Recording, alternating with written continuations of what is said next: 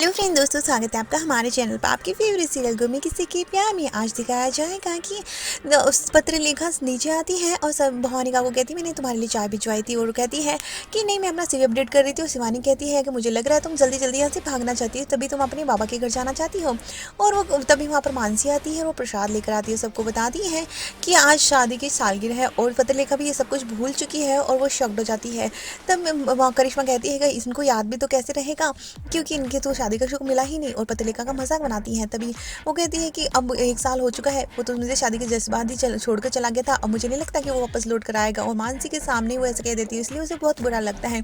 और सभी लोग यहाँ पर वो कहती है कि अब मुझे लगता नहीं मैं इस मैटर में कुछ कर भी पाऊंगी। तो पत्रलेखा साफ साफ कहती थी कि सम्राट का लौट कर आना अब पॉसिबल ही नहीं है।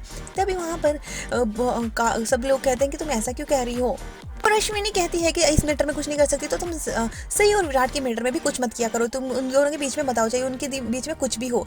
तभी वहाँ पर वो चिल्ला के बात करती है, कहती है कि तुम आप लोग मुझे इसका जिम्मेदार क्यों ठहराते हो। मुझे नहीं समझ आता कि उन दोनों के बीच में जो भी होता है उसका जिम्मेदार मुझे क्यों ठहरा दिया जाता है। तभी सही और विराट की एंट्री होती है और उन्हें देखकर सब लोग चुप हो जाते हैं। सही कहती है कि इतने चुप क्यों हैं, अरे मैं जिंदा हूँ, मरी नहीं हूँ। और वहाँ पर निनाद वो कहती है कि मैं जल्दी ही वापस लौट कर चली जाऊंगी और मैं पुलकित जीजू के साथ जा रही हूँ। और सभी शॉक्ड हो जाते हैं। और वहाँ पर भवानिका को उसकी आरती भी उतारती है, उसका स्वागत करती है और कहती है कि अच्छा हुआ तो सही सलामत लौट कर आ गई, वरना हमें सब लोग जिम्मेदार ठहराते।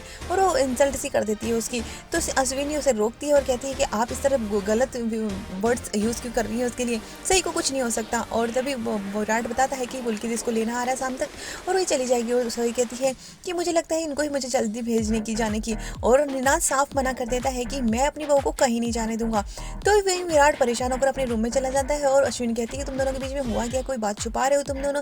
तो सही कहती है हम पहले दोनों बात कर लेते, फिर उसके बाद में आप लोगों को बताएंगे। तो सही अपने कमरे में जाती है और सारा सामान पैक कर रही होती है। तो विराट उसे रोक रहा होता है और वो रो रहा होता है बुरी तरह से, उसके आंसू छुप नहीं पाते। और सही कहती है आप रो रहे हैं। तो विराट कहता है तो अब उसके सामने भीख मांगता है बेचारों की तरह और कहता है कि उसके आंसू रुक नहीं हो रहे थे कि मैं अगर तुम चली गई तो पता नहीं मैं अपने साथ क्या करूँगा, मैं अपने आप को ही मार देता हूँ। और वो पूरी तरह से अब इतना टॉर्चर हो चुका है कि उसकी हालत देखी ही नहीं जाती है कि उसकी सही का एक्सीडेंट का जिम्मेदार वो खुद है। और वो इतना ज़्यादा गिल्ट में है कि वो खुद को भी नुकसान पहुंचाने से नहीं चूक रहा। तो सही उसे रोकती है और उसे चुप करवाती है।